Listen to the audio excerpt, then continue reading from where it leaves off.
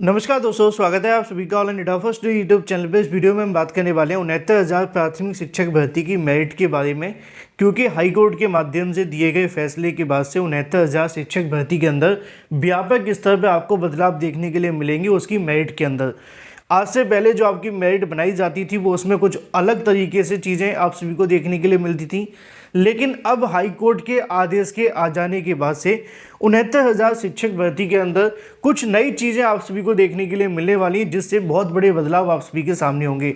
Detail में चर्चा की जाएगी 69,000 शिक्षक भर्ती की मेरिट लिस्ट के बारे में। एक एक मुद्दे को लेकर सारी जानकारी देंगे, साथ ही हम बात करेंगे नई प्राइमरी शिक्षक भर्ती के अंदर भी इस नियम से क्या प्रभाव पड़ने वाला है। तो चलिए दोस्तों, वीडियो शुरू करते हैं। वीडियो को लाइक कर दें, शेयर कर दें और चैनल को सब्सक्राइब करके बेल आइकन को दबाना बिल्कुल ना भूलें। दोस्तों, आगे बढ़ने से पहले हम बात करने वाले हैं यूपी बीएड प्रवेश परीक्षा की बेस्ट बुक के बारे में, जो कि चक्षु प्रकाशन की है। अगर आप यूपी बीएड प्रवेश परीक्षा की तैयारी कर रहे हैं तो ये बुक आप सभी के लिए बेस्ट है, जो कि आपको स्टडी गाइड देखने के लिए मिलती है संपूर्ण पाठ्यक्रम पर आधारित। इसमें आपको 2700 से ज़्यादा महत्वपूर्ण क्वेश्चन, इसके अलावा 6 सॉल्व पेपर भी आपको देखने के लिए मिलते हैं। इसमें आपको मिलती है चैप्टर वाइज थ्योरी, जिससे कि आप पूरे के पूरे सिलेबस को पढ़ें और जो भी आप सभी के एग्जाम में आने वाला है वो सभी महत्वपूर्ण पॉइंट भी आप सभी के रखे गए हैं। जैसा कि आप अपनी स्क्रीन पर देख भी सकते हैं, सभी थ्योरी को यहाँ पे पूरे तरीके से डिटेल में आप सभी के सामने दिया गया है, जो कि आप सभी के एग्जाम के लिए मोस्ट इंपोर्टेंट है। इस बुक के अंदर आपको मिलते हैं प्रीवियस ईयर क्वेश्चन के साथ साथ मोस्ट एक्सपेक्टेड क्वेश्चन भी, जैसा कि आप अपनी स्क्रीन पे देख सकते हैं। यहाँ पे आपको उत्तरमाला के साथ साथ देखने के लिए मिलती है डिटेल में उत्तरमाला व्याख्यात्मक सहित। स्टडी गाइड के साथ आपको देखने के लिए मिलता है चक्षु प्रकाशन का प्रैक्टिस सेट, जो कि आप सभी के एग्जाम की प्रिपरेशन को और भी मजबूत बनाता है। आप इस बुक को अमेजोन या फ्लिपकार्ट से परचेस कर सकते हैं। दोनों के लिंक मैंने आपको वीडियो की डिस्क्रिप्शन में दिए हुए हैं। साथ ही अगर आप चाहें तो अपने नज़दीकी स्टोर से भी ले सकते हैं।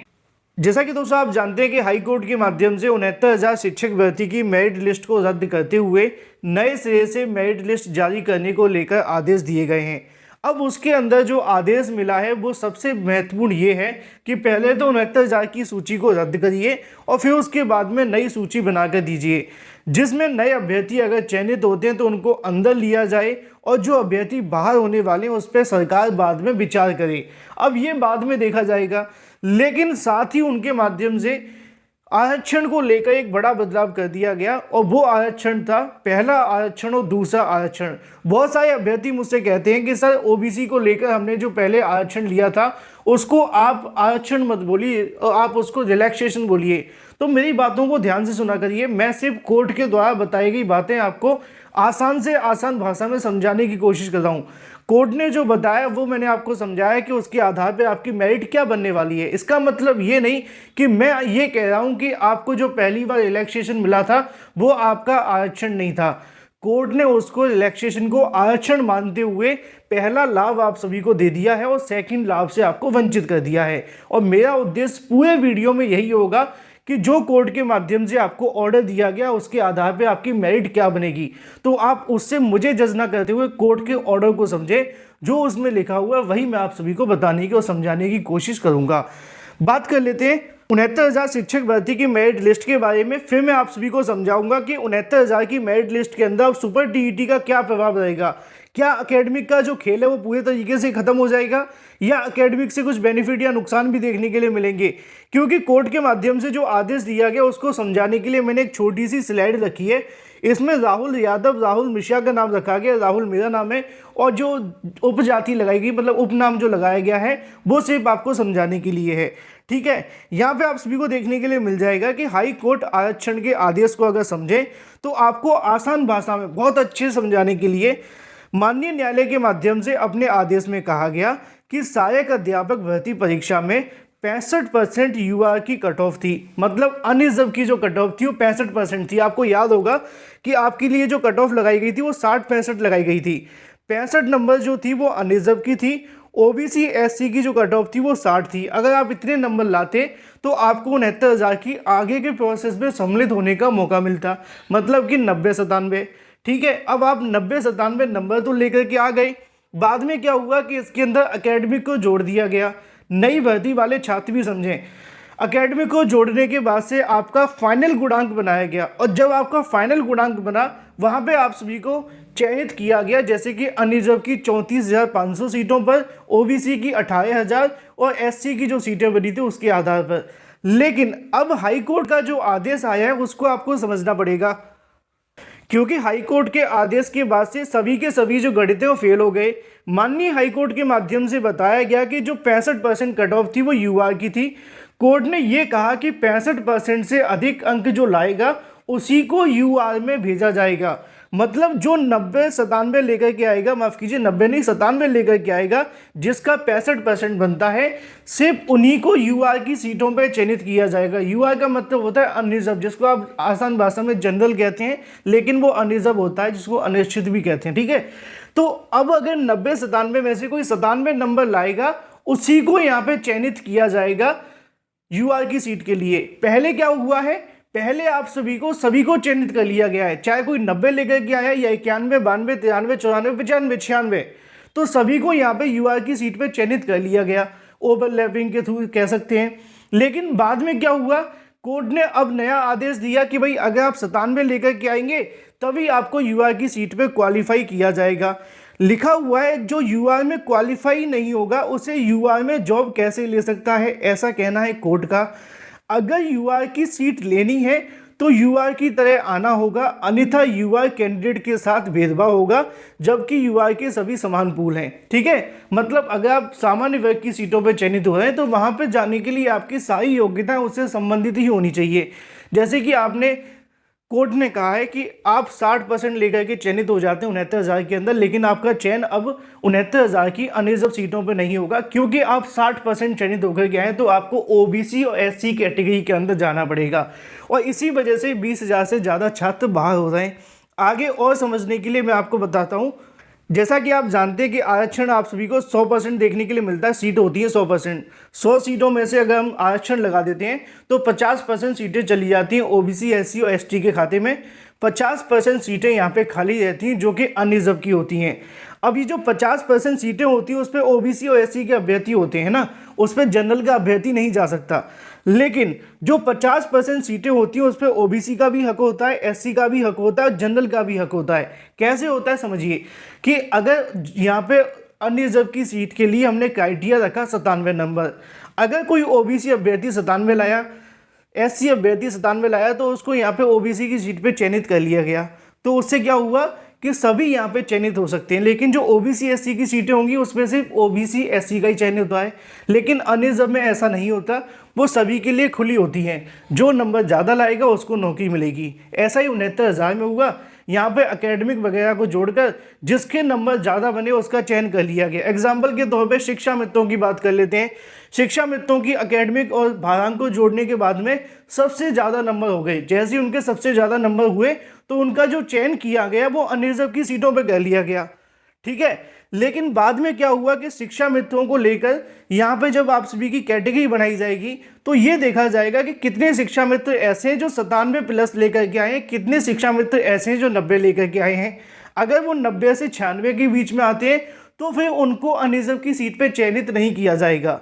तो यहाँ पे जो सबसे बड़ा रोल देखने के लिए मिलेगा वो सुपर टीईटी का होगा, क्योंकि पहले आपके सुपर टीईटी के नंबर देखे जाएंगे 69,000 में क्वालिफाई करने के लिए।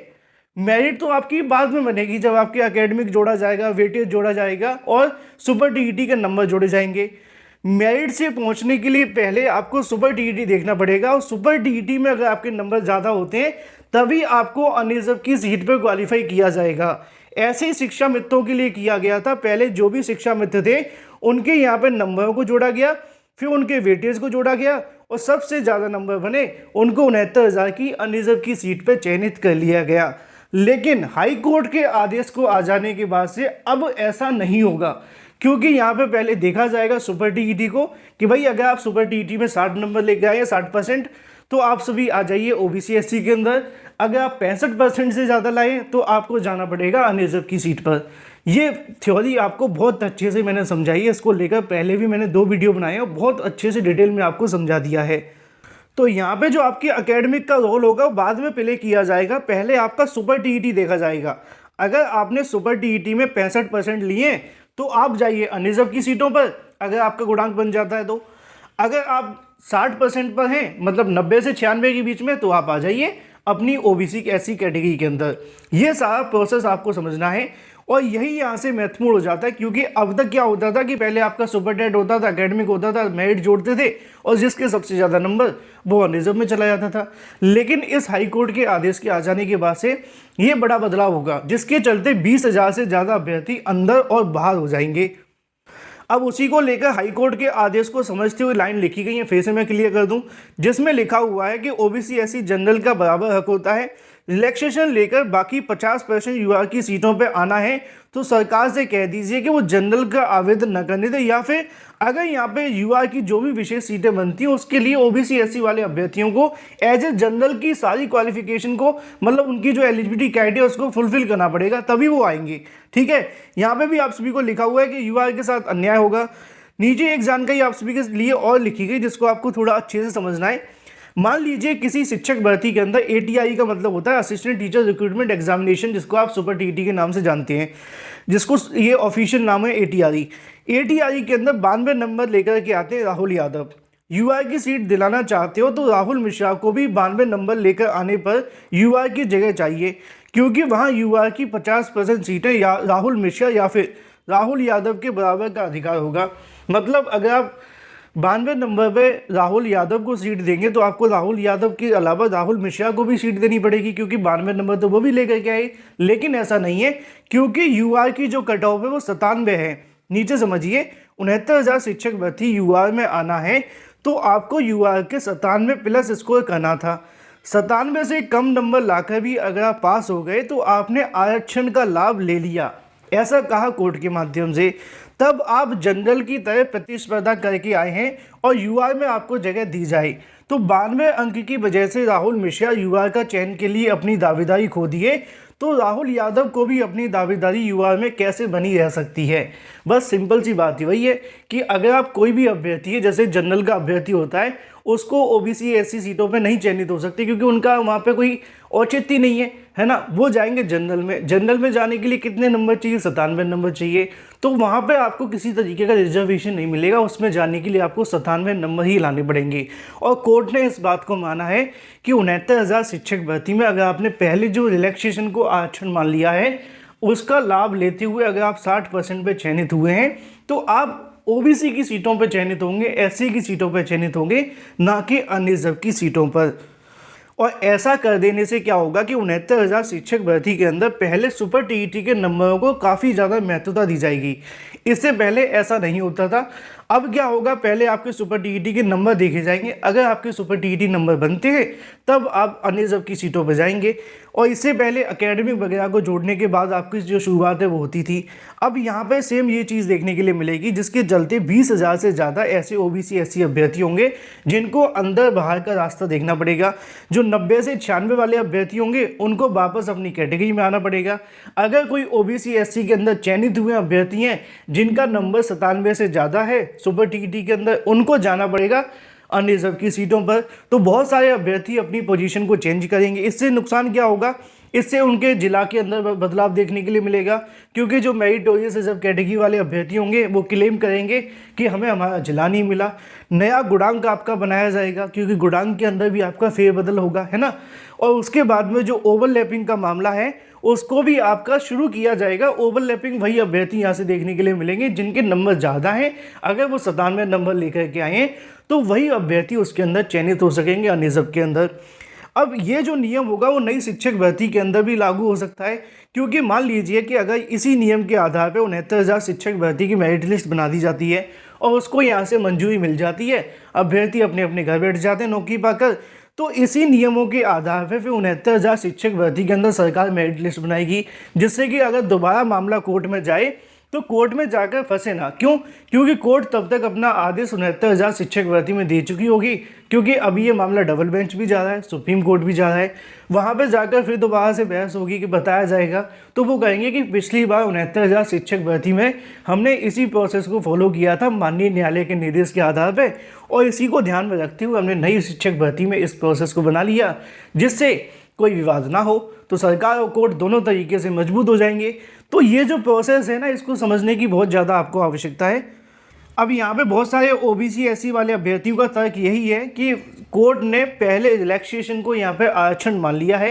ये बात कोर्ट को जाकर समझानी होगी जब डबल बेंच में मामला जाएगा, और कोर्ट इस बात को समझती है या फिर नहीं, क्योंकि बहुत सारे अलग अलग पॉइंट रखे जाते हैं, फिर उसके आधार पर अपना कोर्ट फैसला सुनाती है। क्योंकि यहाँ पे बहुत सारे 8,000 से ज़्यादा शिक्षा मित्र भी हैं जो इस भर्ती में पार्टिसिपेट किए हैं, और इस नियम के आधार पर फिर उनको भी यहाँ से जो उनका स्थान है बदलाव देखने के लिए मिलेगा, जिससे मेरिट काफ़ी ज़्यादा ऊपर नीचे रहने वाली है। बाकी अगर आपके मन में अभी भी कोई सवाल है तो कमेंट करके पूछ सकते हैं। मैं आप सभी के इसी प्रकार सभी सवालों के जवाब देता रहूँगा और ऑथेंटिक जानकारी ही दूंगा, जिससे कि आपको ऑथेंटिक अपडेट मिले। फिलहाल इस वीडियो के माध्यम से इतना ही। Thank you for watching this video.